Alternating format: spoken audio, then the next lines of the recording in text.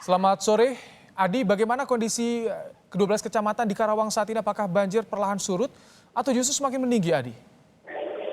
Rahmat Ibrahim dan juga saudara, banjir yang terjadi di Kabupaten Karawang hingga saat ini terus meluas, tidak makin surut. Justru berdasarkan informasi yang kami dapatkan dari sejumlah data dari TNI, Polri maupun dari BPBD, bahwa banjir yang terjadi di Kabupaten Karawang ini meluas dari 12 kecamatan.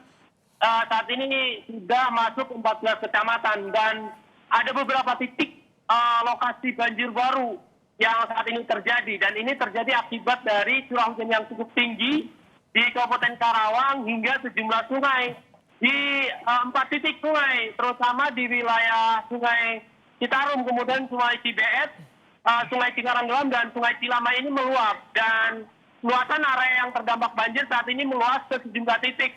Salah satu lokasi yang baru saat ini terendam banjir adalah wilayah Galumas. Kawasan ini merupakan kawasan yang dulu sejak 5 tahun terakhir tidak pernah terendam banjir. Namun saat ini kondisi rumah-rumah di wilayah tersebut terendam banjir hingga akses menuju wilayah tersebut sulit ditembus.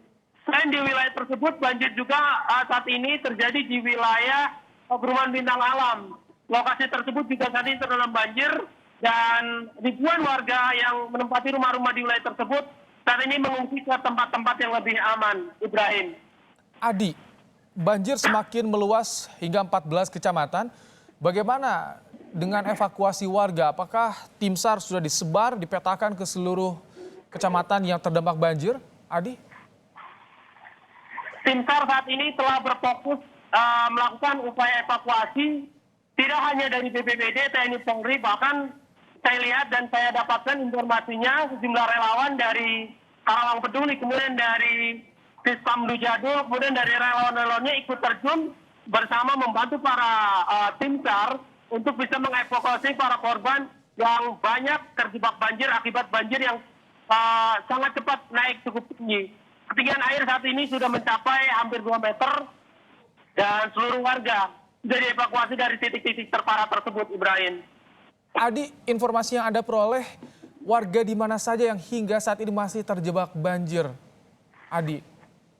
Ada beberapa titik yang saat ini terjebak banjir, mulai dari perumahan BNI, kemudian di wilayah Bintang Alam, dan wilayah Kecamatan Teluk Jambi Barat, tepatnya di Karanglijar.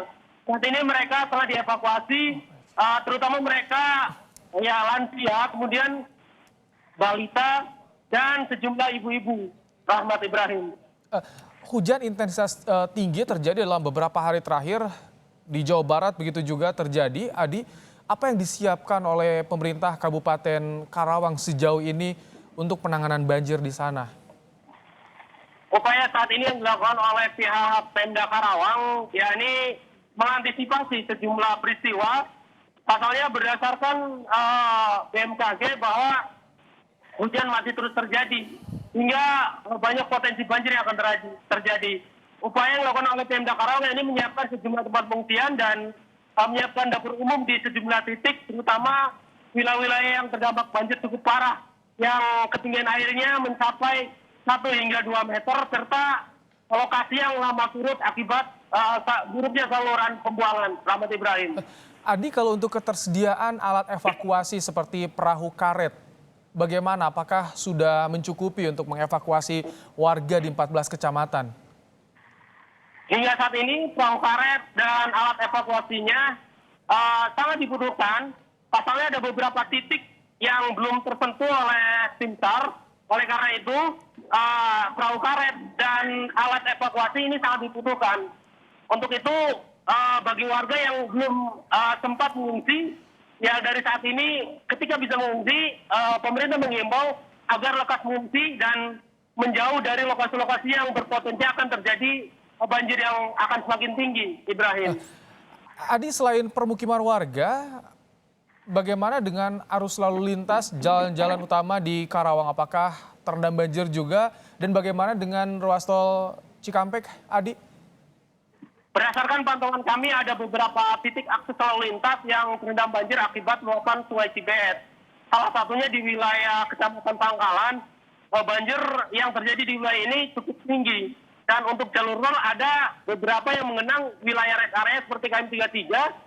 Ini terendam banjir sehingga sedikit terjadi hambatan atau kendatan. Namun demikian ada upaya untuk bisa segera menyurutkan banjir tersebut dengan memompa, dengan menggunakan mesin pompa agar fungsi-fungsi lokasi yang menjadi tempat publik ini segera bisa dimanfaatkan kembali.